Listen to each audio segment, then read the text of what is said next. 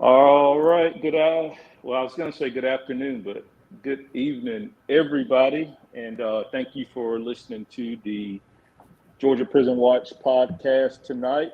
I am here with my co host, Susan Sparks Burns, who is the founder of They Have No Voice, which is a prison advocacy group here in Georgia. And we just thank everybody for coming on with us tonight. We are a little late, but better late than never, right, Susan? You bet. That's right. So, yeah, it's been a few weeks since we've been on, but we've been busy with other stuff and trying to get things set up, and it's been a busy couple weeks for both of us. So, we are definitely glad to be back tonight.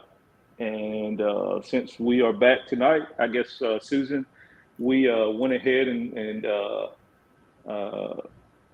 read some stuff this morning and saw some stuff that the Department of Corrections can't be happy about. So let's go ahead and jump into it.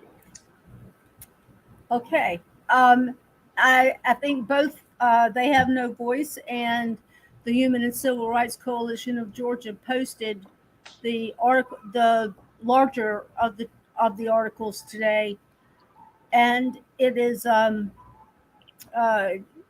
scathing. I believe would be, if it was aimed at me, I would call it scathing.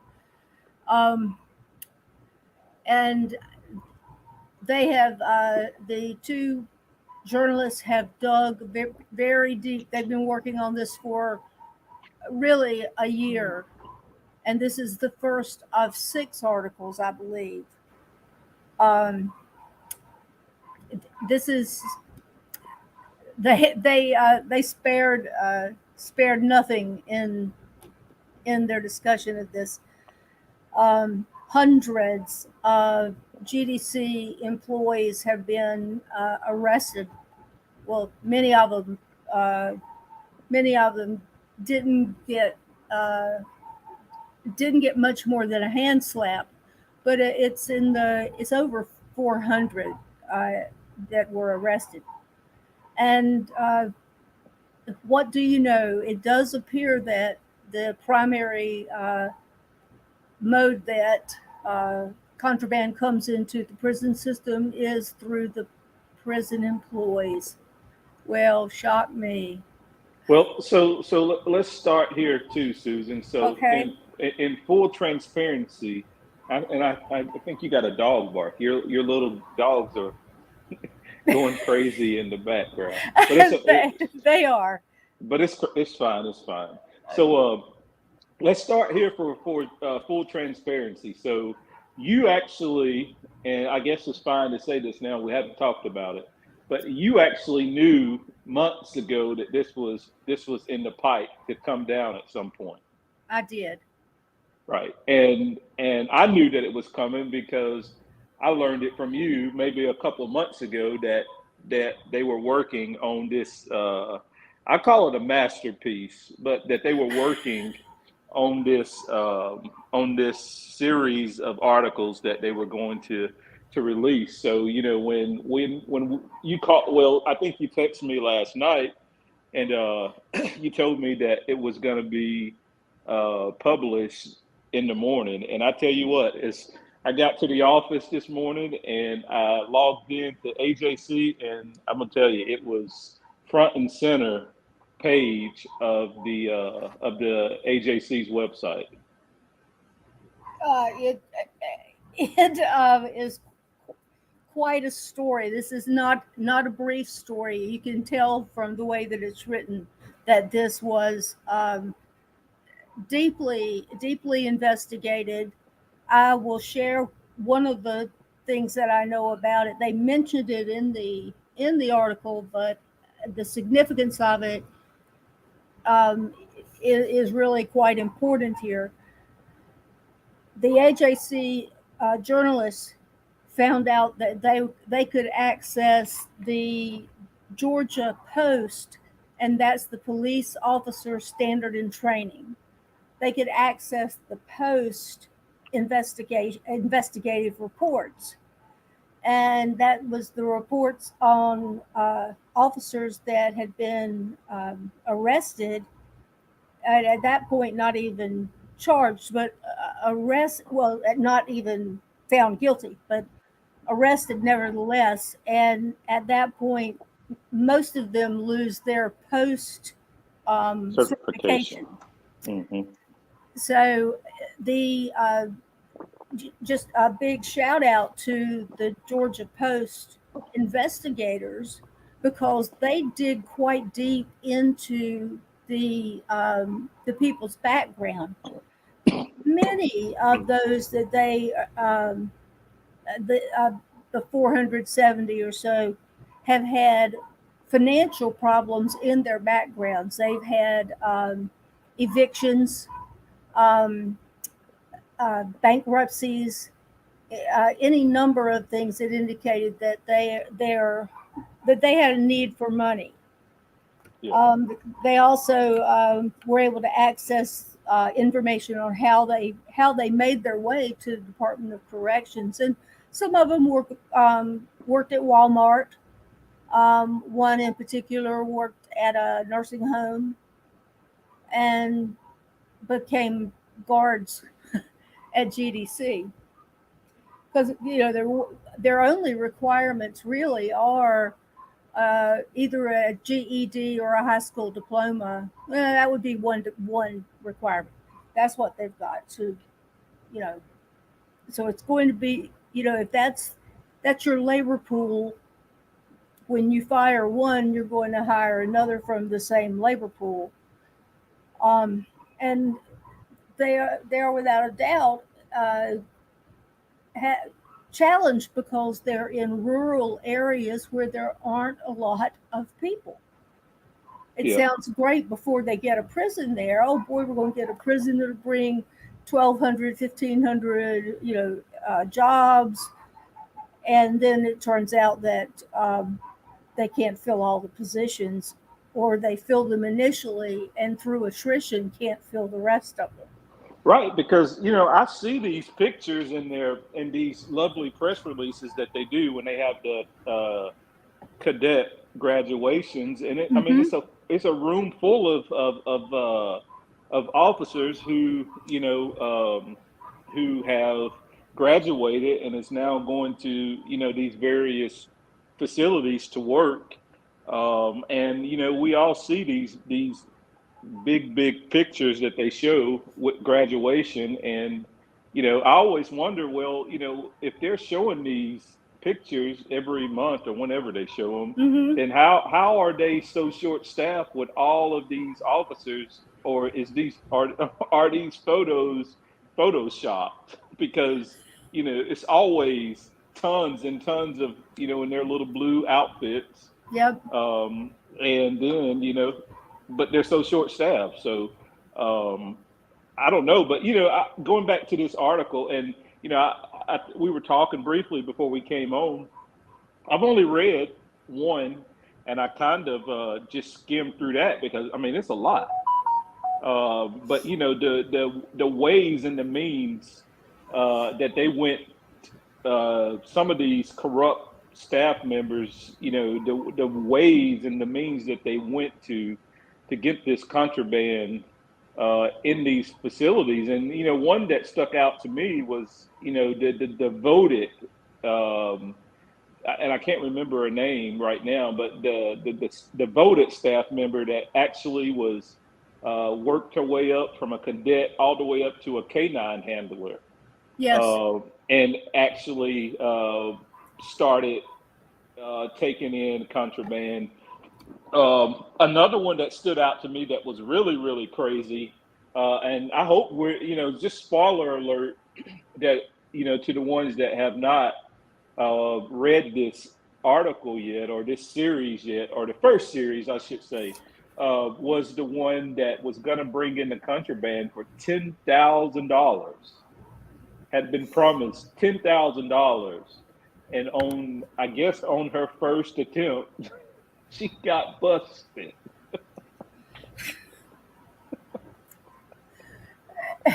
Yeah. Yeah. Bad choice, folks. So I mean, so you know, it gets so extensive. I mean, they went through just un, extraordinary means to get this stuff in there. I mean, and you know, credit to the AJC, because as Susan said, they went through extensive work to uncover all this stuff. And you know, it's not a good day for the Department of Corrections. I mean, they have. I mean, when you say get receipts and you say get evidence to put in an article that you know they're going to show the whole world. I mean, this picture, and like I said, credit to the AJC for doing this and coming up with these pictures and these documents and stuff. And you know, I didn't have time to you know, to type up something to give credit to them, but this should be enough. And then if they're going to sue us, then we got an attorney now. So just sue us. That's fine. Well, but this one photo right here, Susan, that I'm about to put on the screen. When I say they went through extensive steps to get this contraband in there, I mean well, let me say this first. So these are criminals that are going in to watch over criminals. And, you know, they did stuff that you would expect that you would see those inside of the fences. The stuff that they do to hide their contraband and the stuff like that. But this one picture that struck me as just completely crazy, and I'm about to put it up, was just completely foolish. I mean, the Hot Pocket photo, Susan. Oh, I know. The Hot Pocket photo with the bag of tobacco in the middle of the Hot Pocket. That's right.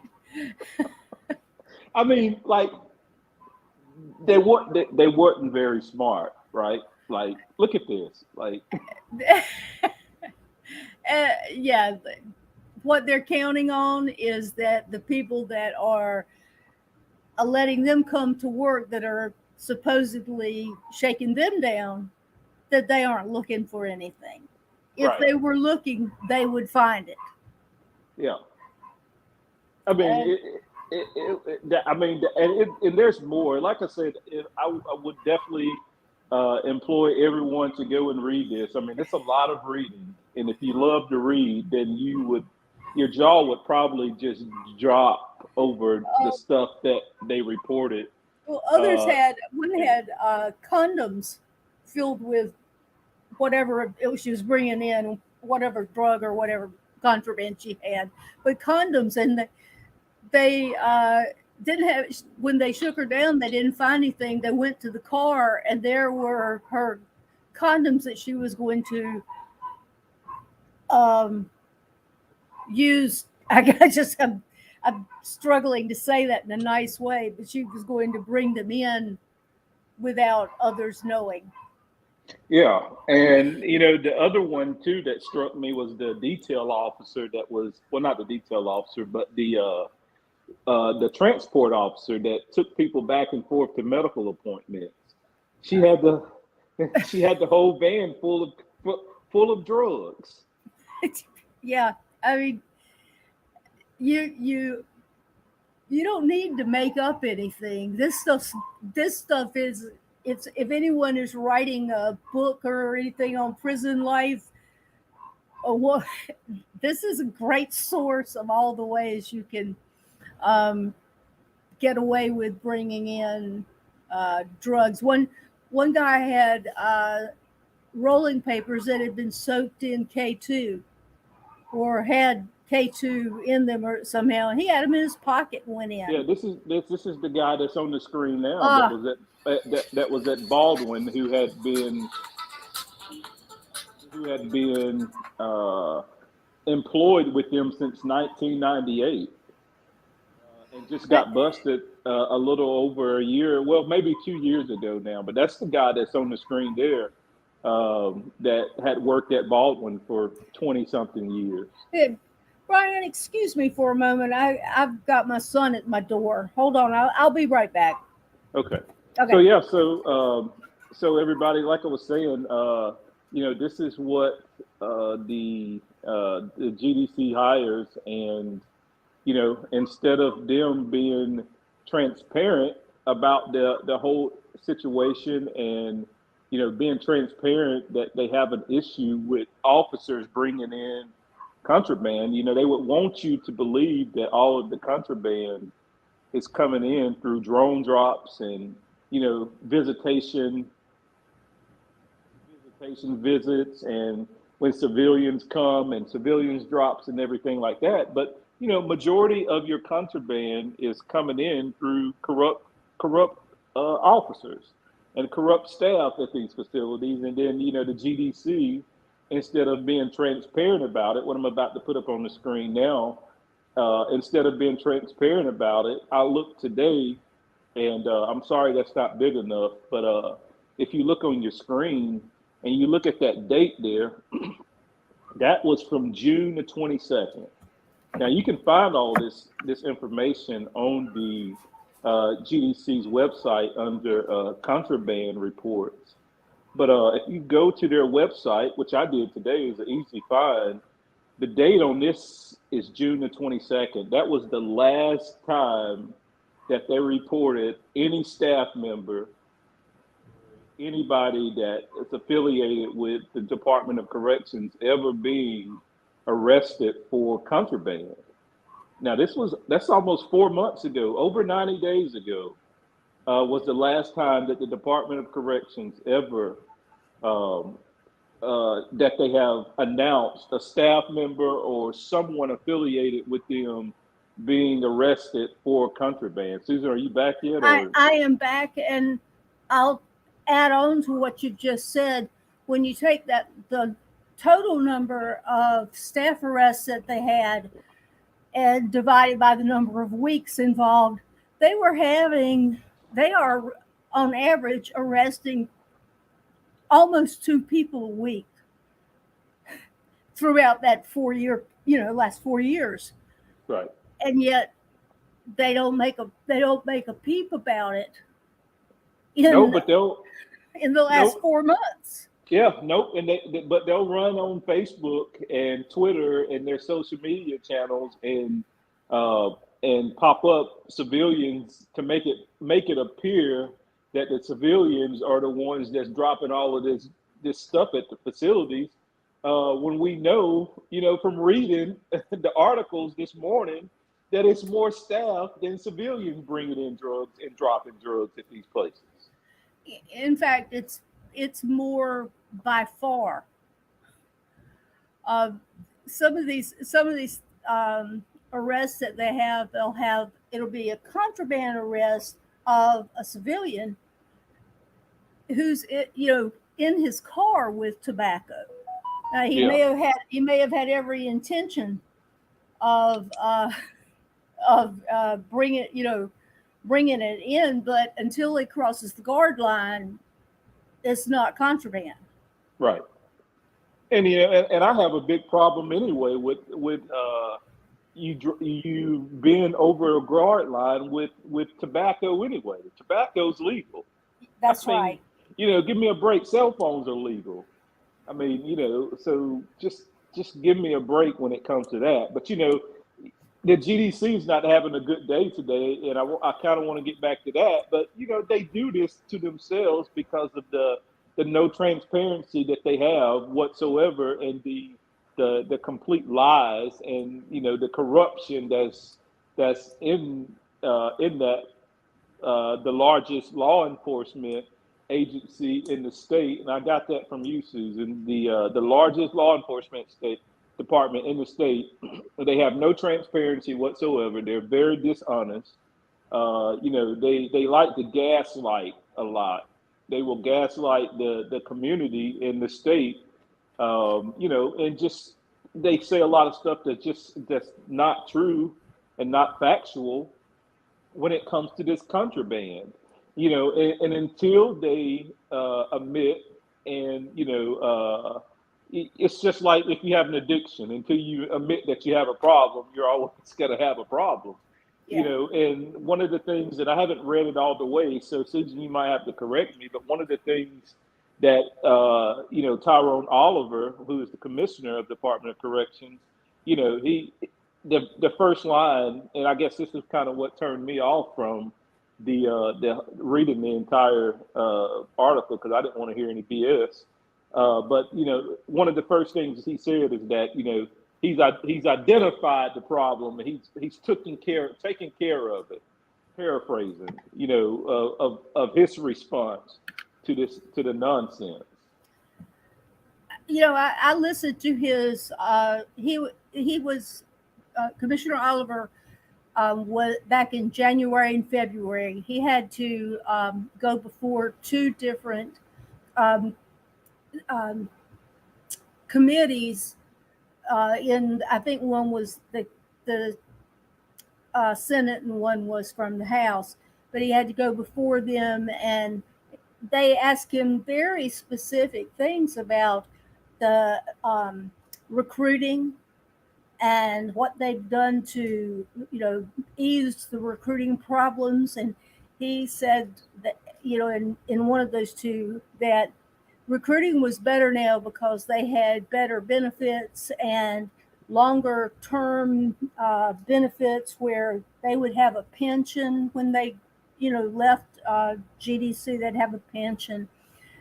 I'm sorry, it doesn't look like, if they've got one or two or three officers working at a prison with 1,500 men, they haven't done anything that has moved the needle.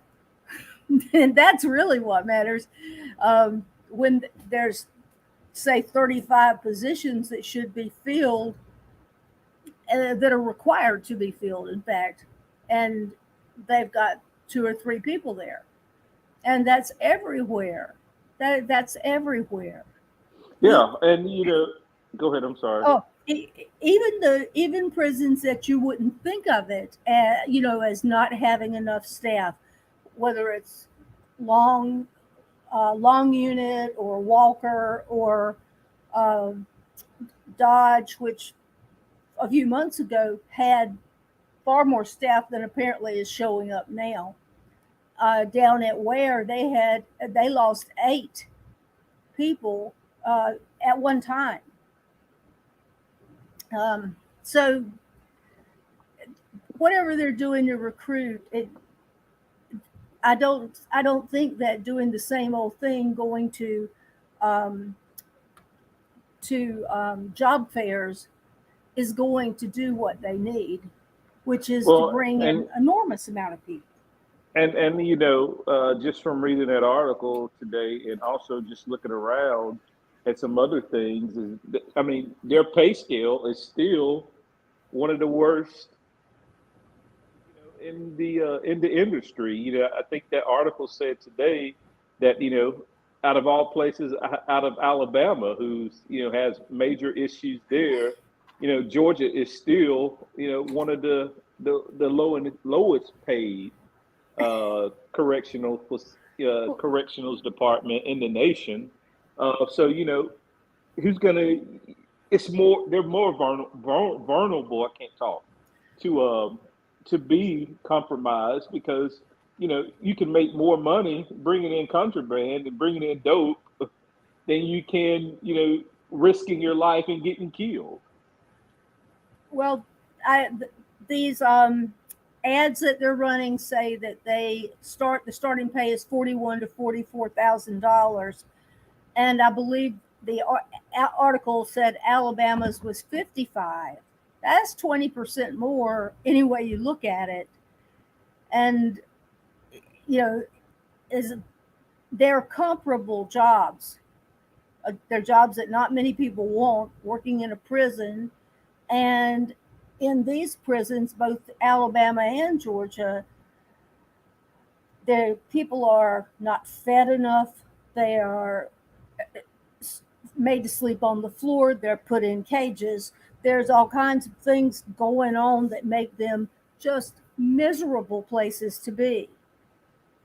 Who wants to go and, this isn't going to help. What I'm going to say isn't going to help GDC's recruiting, but who wants to work someplace where you're viewed as the problem and by the people that you are supposed to have in your care? I use that phrase because that under the Constitution, they are required to care for the prison population, and instead they curse at them and scream at them and hit them with a radio or uh, spray bear spray into their cells through the flap, on and on. And you expect them to be docile. So the officers have about 4 weeks of training. Their BCOT training is 4 or 5 weeks, and they're brainwashed apparently to think that the people who are in prison are bad people. A lot of them had a bad day. They may have had a bad experience. They may have had a bad time in their lives, whether it was drugs or whatever, family issues, but they aren't necessarily bad people. Yeah, they just got caught. They got caught. I don't want these- anybody to see me on the worst day of my life. I don't know how bad that would be, but this is what happens to people when they're caught up on the worst day of their lives.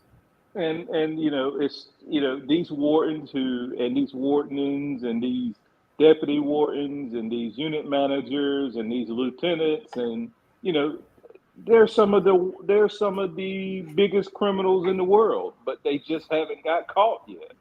They didn't get caught. It was the draw of the draw of it. They're in prison because they got caught. Now, and I say it all the time. Does it matter? Yes, they're in prison, but it still doesn't give them a right to talk to them any kind of way, to treat them any kind of way. I say it all the time. If they were at any other place besides death row, then they didn't get a death sentence. They didn't get a sentence to be stabbed in their sleep. They didn't get any type of sentence to be sprayed, under a door where there's literally no air on the other side of the door. And you can't tell us that it doesn't happen, because it happens.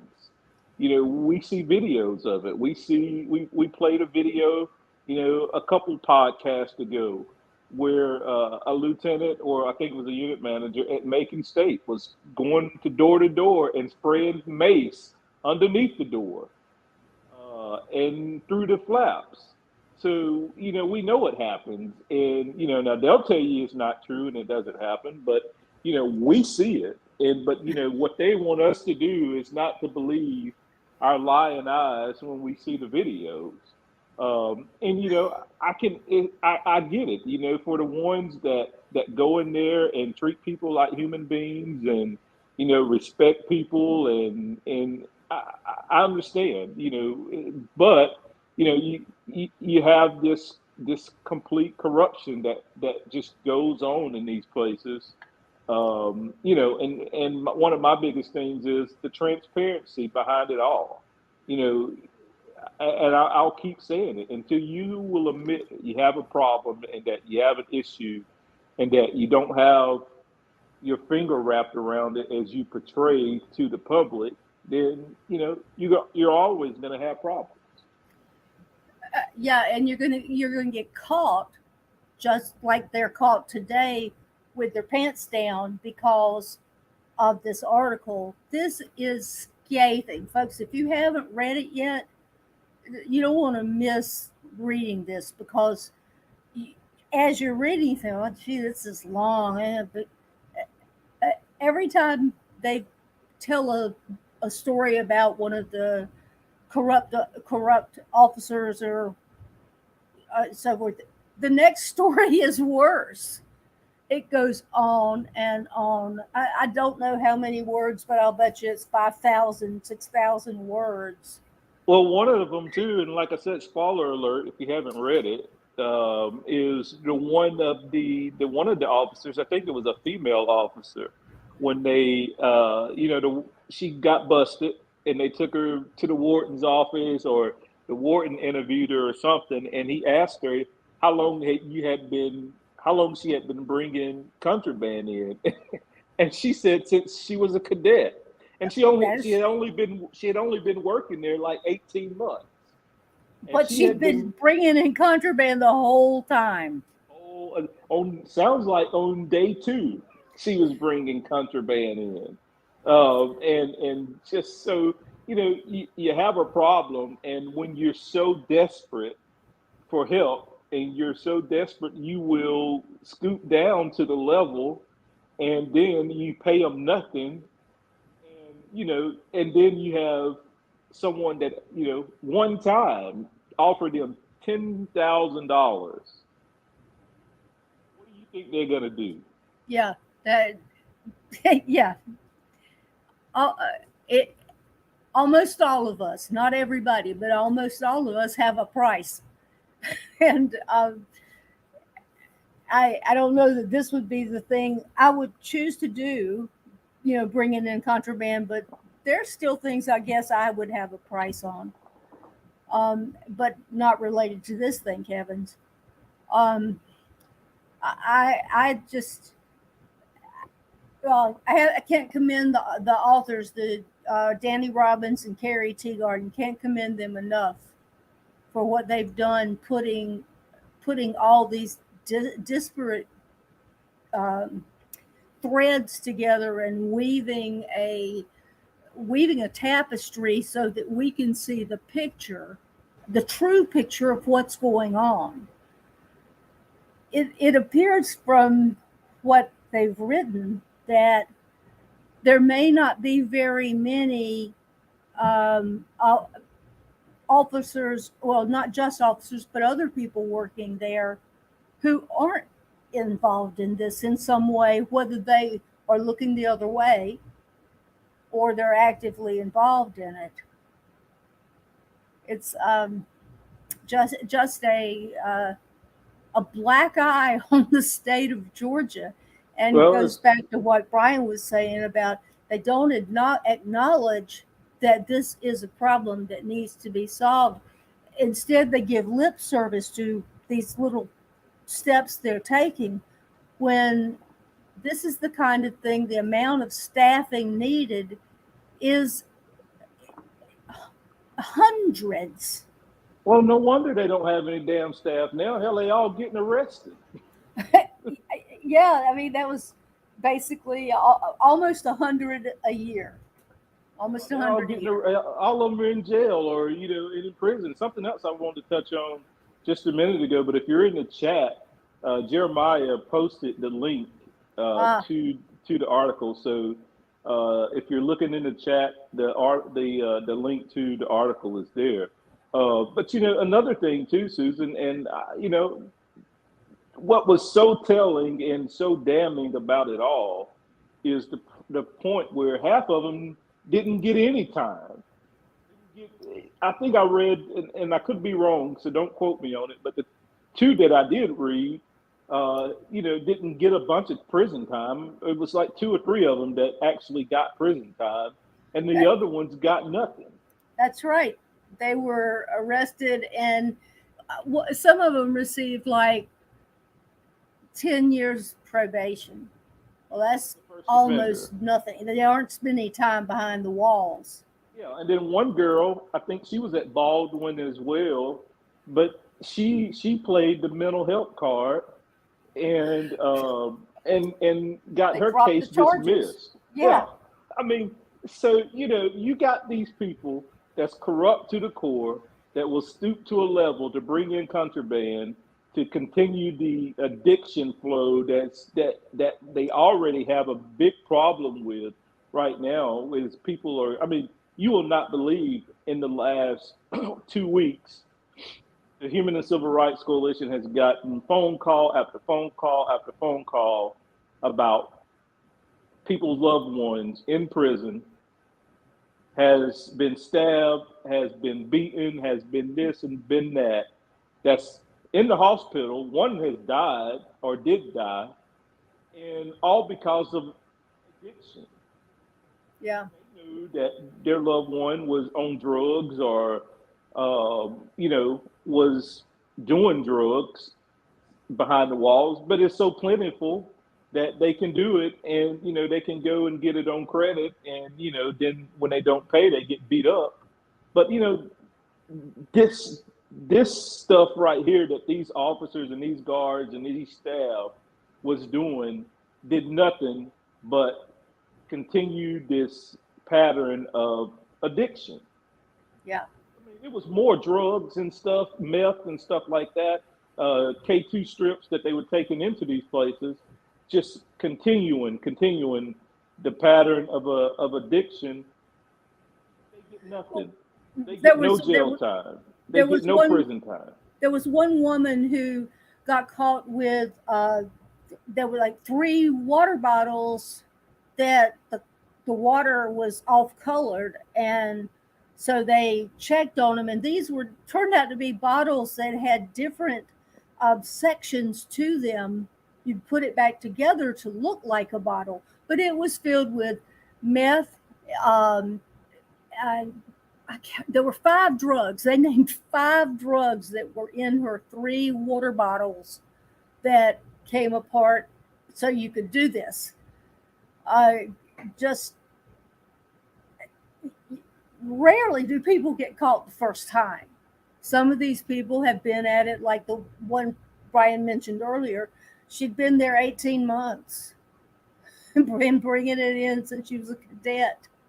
Yeah, I mean, the one that was just probably just as stupid to me is the Roman noodle pack guy that took the Roman noodles pack full of drugs and tried to put it in. Like, why are you bringing Roman noodles into a prison? I mean, like, that's just like a dead giveaway. Yeah. Yeah. They weren't smart, so this is the kind of people that they hire. That's not very smart, but they go in with the mindset of, some of them do, not all of them. They're easily compromised, and within as the story of the cadet, um, the story of the cadet, she admitted that she started taking it in. Uh, when she started as a cadet. I mean, that's just it's crazy to me. And so I thought what this article told, the article was very telling in the fact that it's they have a major problem. They have a big problem, and one of the problems is the people that they hire. Um, it's something else. I'll share an anecdote that was shared with me. This was not at a state prison. It was at one of um, the lower level, like like RSAT or um, the PDCs. It was something. It was a women's facility, but it was one of these that are sort of, anyway. It wasn't a state prison, and it wasn't a county prison. It was some of the other types. And I don't recall who told me, but I recall what they told me very well.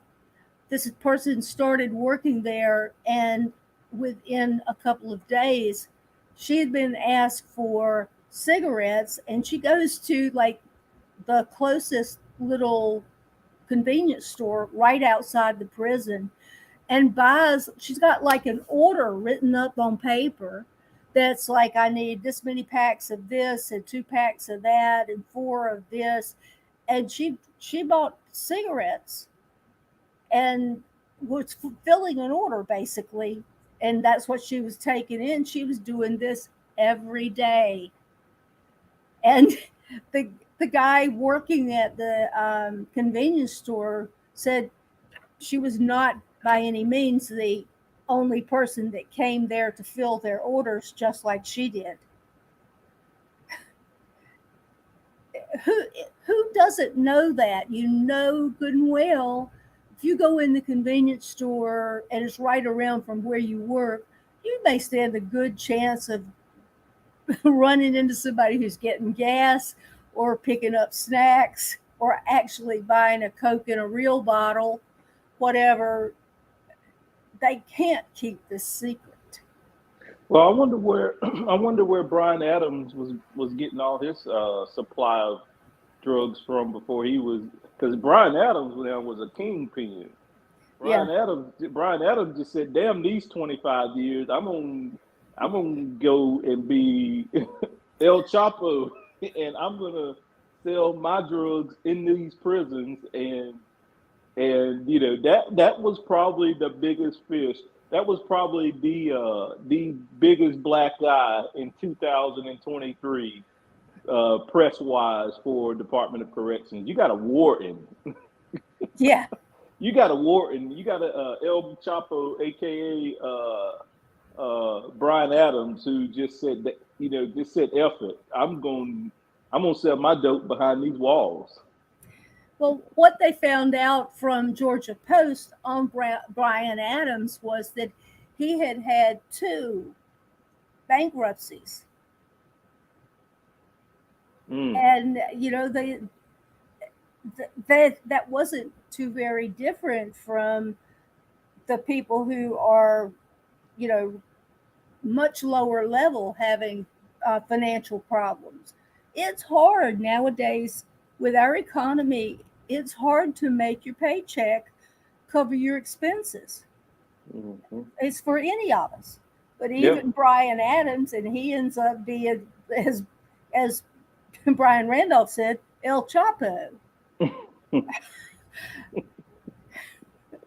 Yeah, he didn't care. He just, he turned Smith State Prison into the kingpin of prisons, and got caught up in his actions, and it's no secret.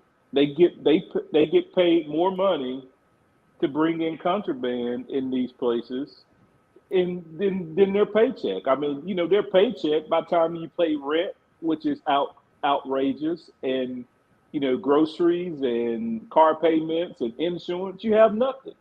So I mean, I guess I don't know if this is the right word. I mean, I understand it. Would I do it?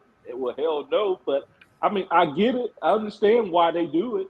It's they're making more money in bringing in contraband than they are in their actual paycheck. Like I said earlier, you're getting zero money to risk your life in these places without anything. They don't have anything to defend themselves if something was to happen to them. No. And they go in there for that god awful money that they do make. And so what do you expect them to do? They're gonna turn to bringing in contraband, to make ends meet. So I understand their argument. I mean, I guess. Yeah. Yeah. In the case of Brian Adams, here he is. He's the warden at a notorious prison. Smith didn't just get like this. It's been notorious since at least 2010. And there are people, of course, who go back farther than that, but at least around in there was a riot and race wars and so forth. So surely to goodness, his upper staff had to have known. One day this will go to court and we'll find out who the sources really were on this. But for the warden to get caught, and they haven't frog marched anybody else out of there. Somebody has more than one somebody has to have told. Yeah. Within just a few days of him being fired, you'll recall that the GBI and State Patrol, I believe, were over at the warden's house. They have a small house there, and they were dredging the pond out back and getting cell phones and what else, Brian, besides the cell phones was in the pond? I don't know. Tablets, I think. Yeah. Tablets. I mean, did he have so many he couldn't get rid of them any other way? I mean, that there right there, Susan. I mean, I think that, I could understand the argument of finding contraband and, getting rid of it and throwing it in a lake. I mean, I guess I don't know what I don't know. I don't know about that. I mean, I don't know. One day this will all come out. It will.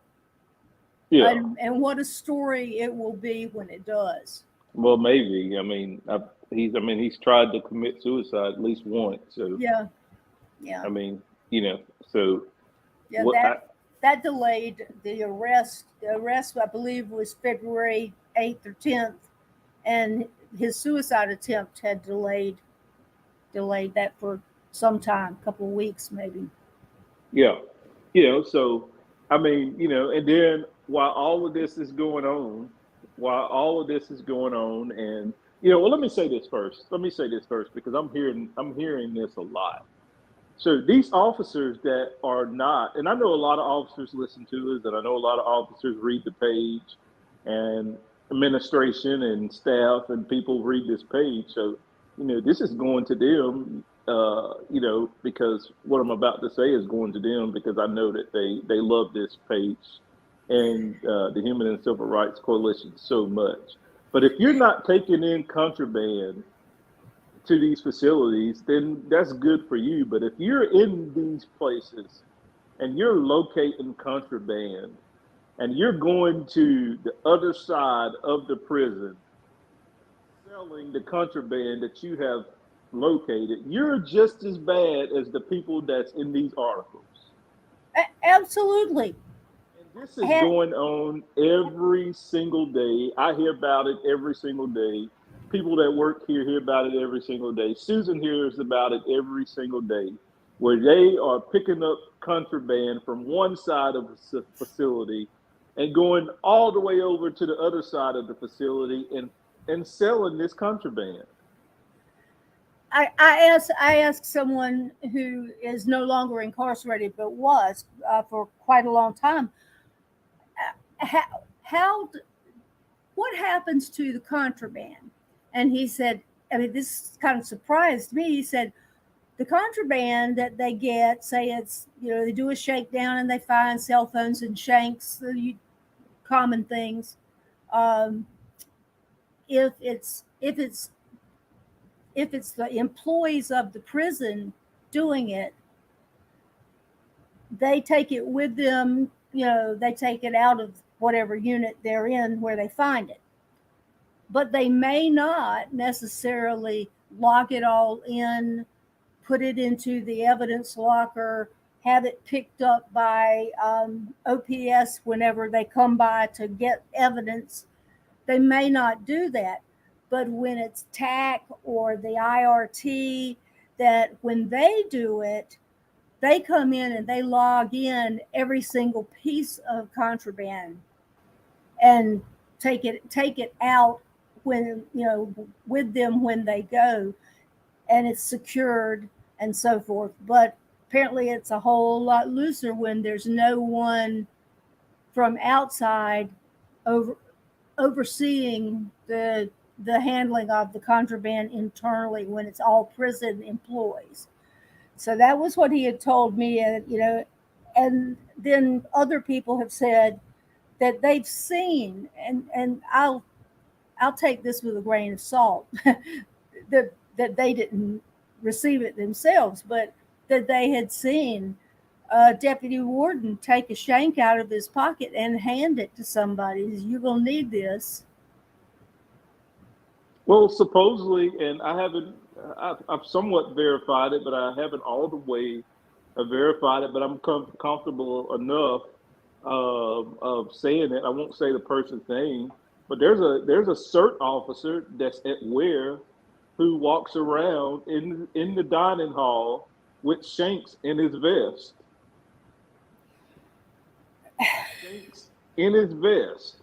Now, why are you walking around a prison with shanks in your vest? You have a you have a taser, you have a mace, Mm-hmm. and yet you're walking around with shanks in your vest and making slick comments about it. So we're looking into it, and when we get more information and a little bit more proof, we're gonna deal with you. We're gonna deal with you because that's ridiculous. I mean, what are you doing? Who are you trying to frame? Or you're in there and you're running your mouth at people, and then you know when you catch the right one, that just wants a one with you or whatever, and then what are you gonna say that person had a shank or something like that? So Yeah. the corruption runs deep in these places, and another thing that I'll say as well, you have I've heard stories of officers bringing in cell phones and then going around and busting the person that they brought the cell phone to, and then going around and selling the cell phone again to somebody else after Yes. they, that's the corruption runs deep, and that's why, we've started calling them the Department of Corruption, because they're full of corruption and they're completely full of crap. And that's why I left that picture up that's on the screen, the inside job, because that's 100% right. It's this prison system in Georgia has become a laughing stock throughout this whole nation. And it's ridiculous. And then you have a governor who does absolutely nothing. He acts like it's just not even an agency that he is the top dog over. He does absolutely nothing. Doesn't even mention. It's like it doesn't even exist to him. Well, right there is why the upcoming rally is in front of his house. Yeah. This is across the street from the governor's mansion on October the 3rd, and it is significant why it's there. He has been silent. He's in his 5th year as governor, and he has been silent on this. Is a human rights tragedy. It's a human rights disaster going on in these prisons, the 34 state prisons, but even some of the county prisons have some terrible things that happen there. They typically don't have as many deaths, but I will say that, and I do monitor the deaths. Pardon me. They have more deaths in the county prisons now than they have before, and they've been some of them have been by violence. In the past, what we mostly saw there was suicide. But whether it's suicide or an assault by another person that causes the death, their families are just as heartbroken. Yeah. Yeah. And it's just I don't know anymore, Susan, but I tell you what, and they interviewed for the article that they wrote a couple of days ago, and I said it. We're taking the fight directly to his doorstep, because for him to be as arrogant and as cocky as he is about this prison tragedy in our state, I mean, it's a complete tragedy. It is so uncalled for that he has not done more, roll up his sleeve and stop this foolishness that's going on in these places. And so we are definitely asking anyone that is available on Tuesday, August the 3rd. I mean, we're under 2 weeks away. We've been advertising this over a month and a half.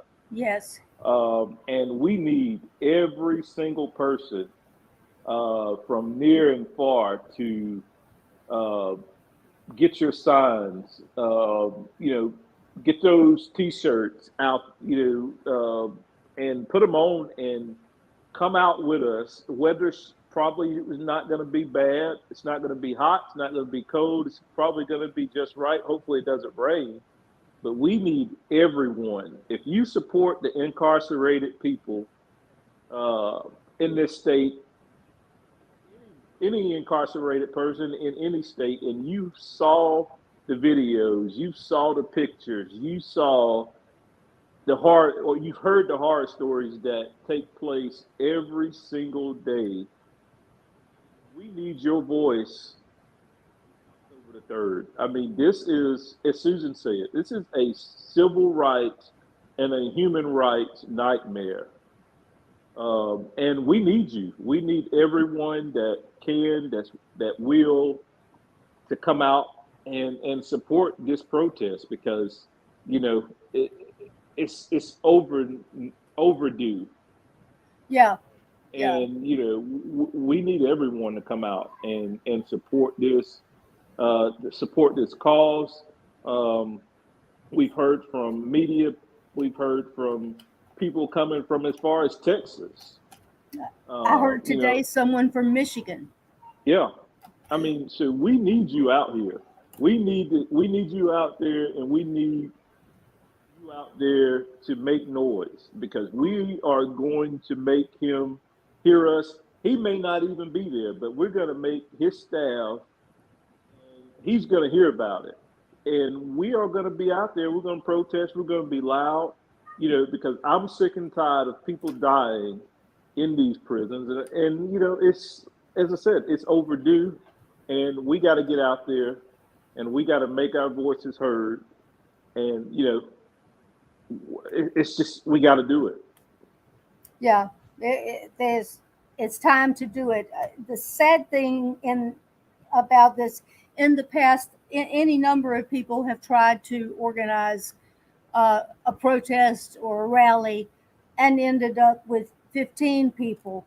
We know we've got 35 or so that bought T-shirts, and it's very likely that we've got many in addition to those who are going to be there. It's really ironic, I think, that the people who work at the governor's mansion are felons who are at the Atlanta TC. This is their work detail. So they will hear us and know if no one else does. Yeah, and one thing that we have been discussing, and what I've told Susan is,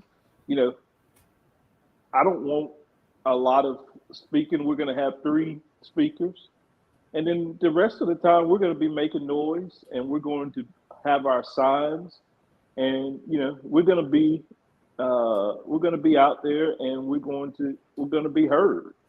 I want truly taking it to the streets. Yeah, so bring your energy,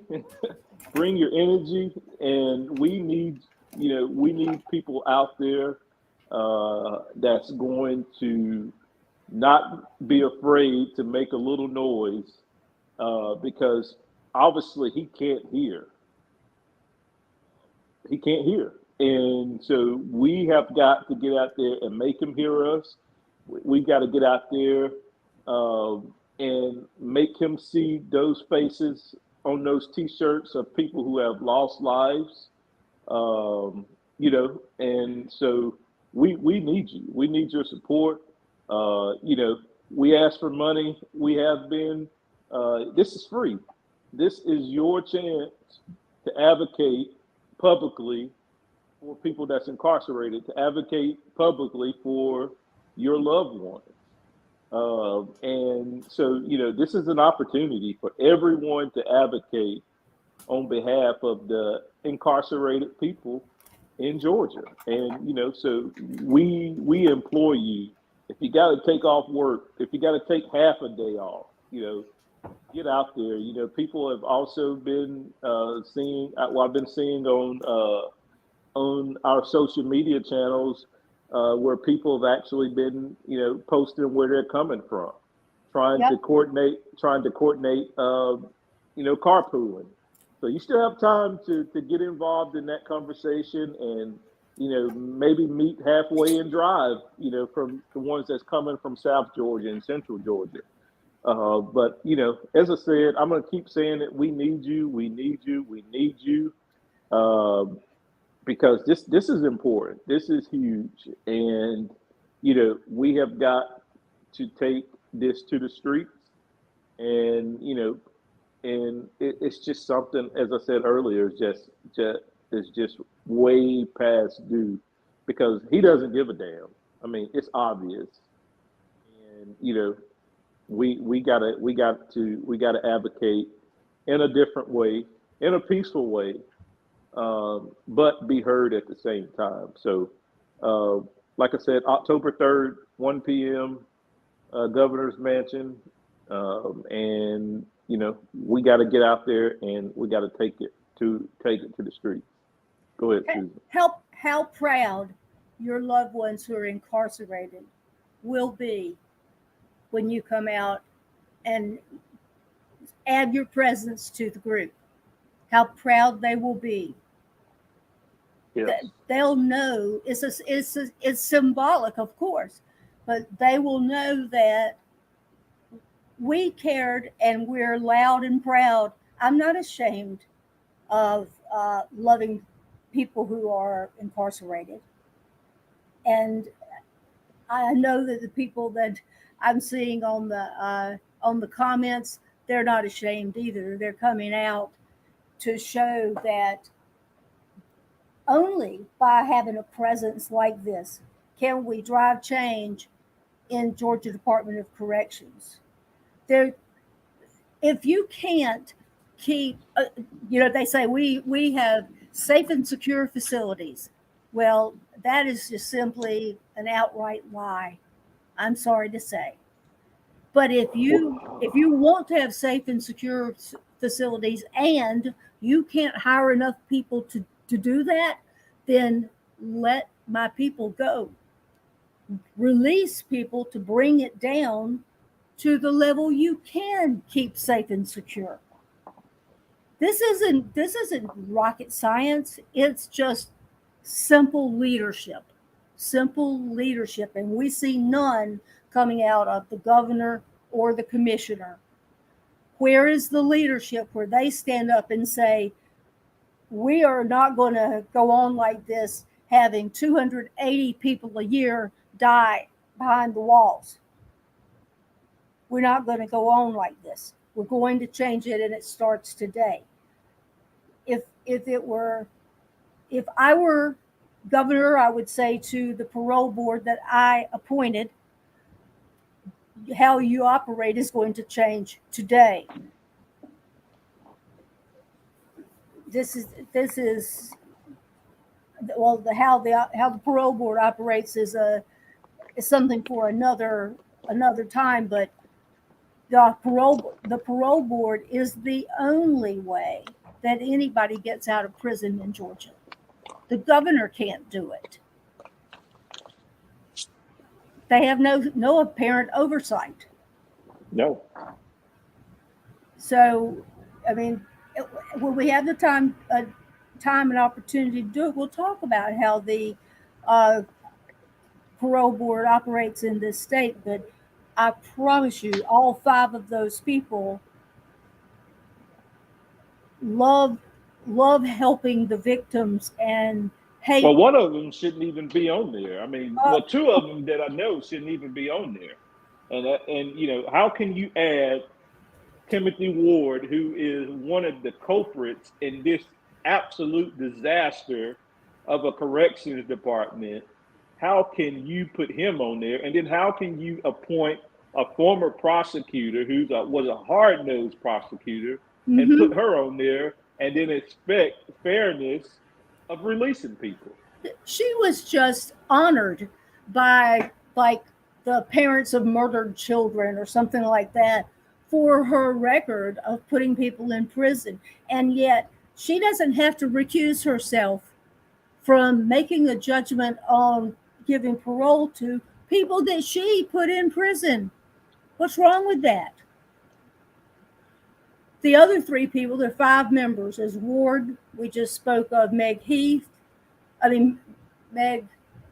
what's her last name? I don't even know. Heap, yeah.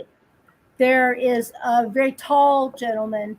He had some sort of award back around the year 1999 for bravery, and he was a poster boy, I guess you'd say, for the GBI, and so he got to be promoted to the person who provides security for the governor, the lieutenant governor, and the speaker of the House in Georgia.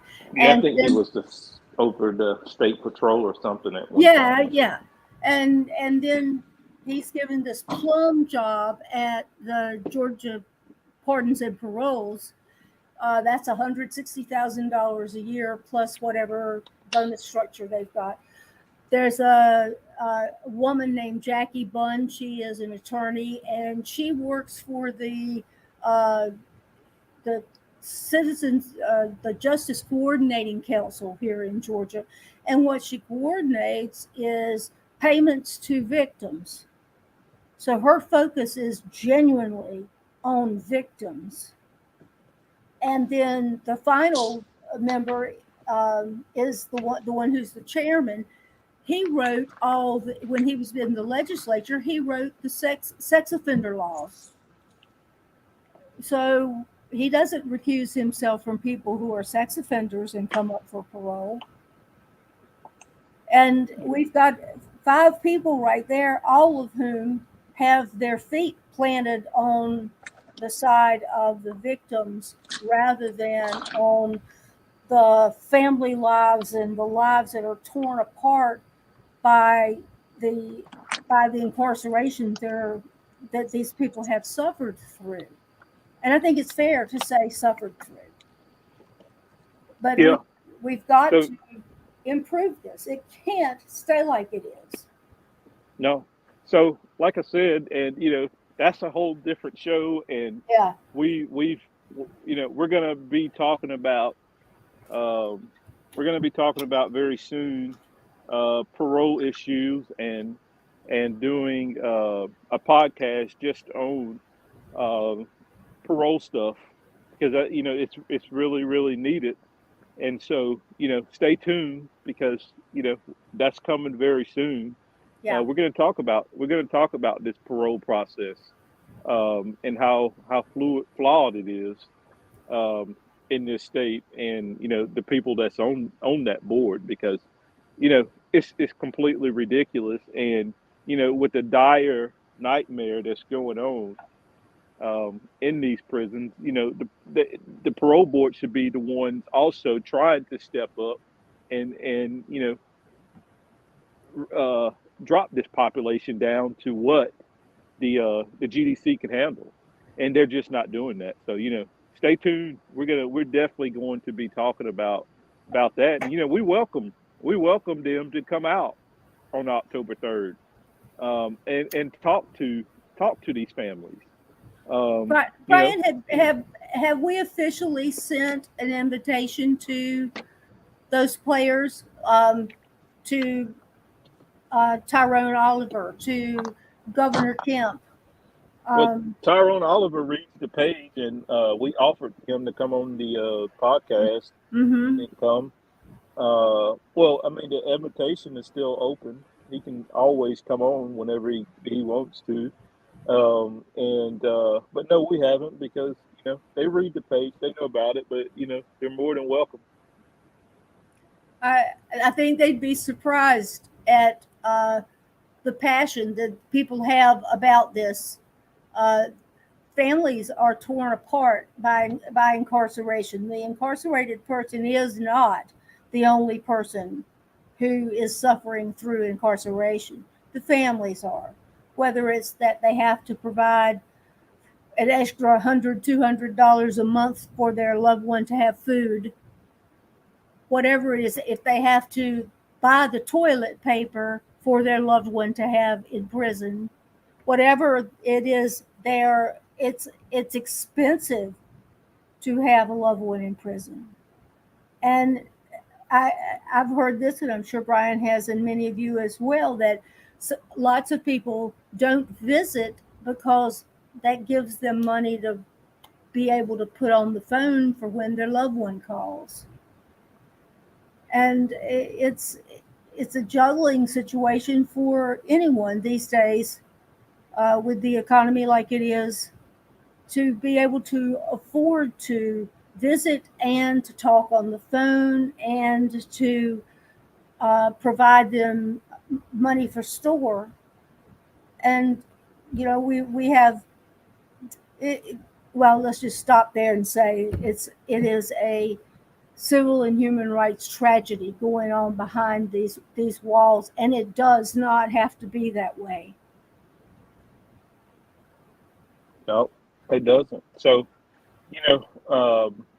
October 3rd, 1 p.m. to 4 p.m., we'll be out there. And, so we, like I said, again, we definitely hope you can come out and join us.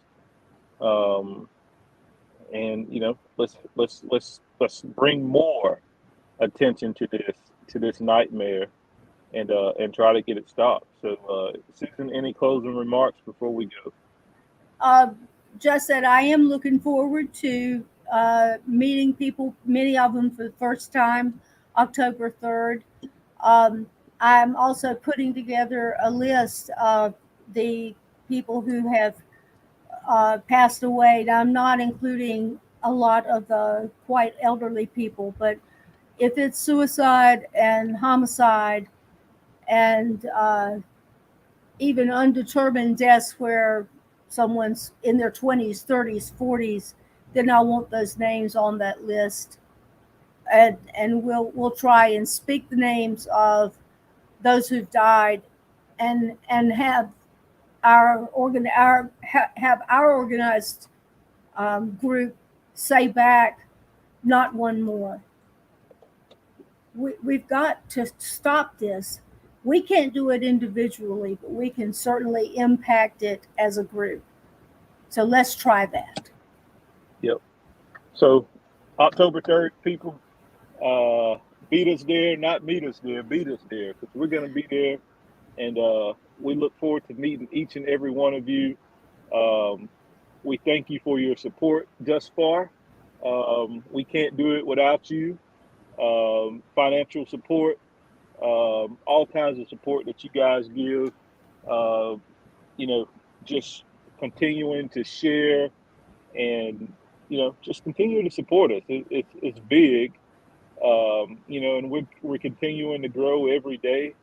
We were finally able to bring on a staff attorney, and he's working in the background, and he's working, and he has the same goal, and the same mindset that we both have, and it's stopping the carnage that we see every day, and if that includes, legally, then that's what we're going to do, because this has to stop. It's like Susan says, it has to stop. And so we definitely appreciate each and every one of you that tune in, that share, that help us out financially. We can't do it without you. Costs are starting to really, we as we continue to grow, the cost goes up of what we're trying to do. So we definitely thank everyone that donates, and and helps us out with that, because it's very, very much needed. So yeah, let's have an ask here at the end. Not only are we going to ask you to share this tonight, but please share. Tomorrow is $5 Friday. Drop us $5 on Cash App to Human Rights, to hashtag Human Rights Georgia. Drop us $5 tomorrow, $5 Friday. Okay, you on the fly didn't even tell me that, but okay. Well, today was $20 Thursday. How'd we do? Negative. Okay, folks, help us out, and we're going to help you out. That's right. All right, everybody, we're gonna get off here. We'll see everybody on October the 3rd at our rally. We'll see you back here next Thursday night. That is the pre-rally podcast, and we are, hope to give everybody the final details and, and go from there because the next week is showtime. So we thank everybody for coming on tonight. The numbers look good. The numbers were up pretty much all night. So we thank everybody again for jumping on with us, and thanks Susan for also being the co-host tonight. You do a fabulous job as always, and we look forward to seeing everybody next Thursday night. That's right. All right, everybody. Good night. Thanks, everybody.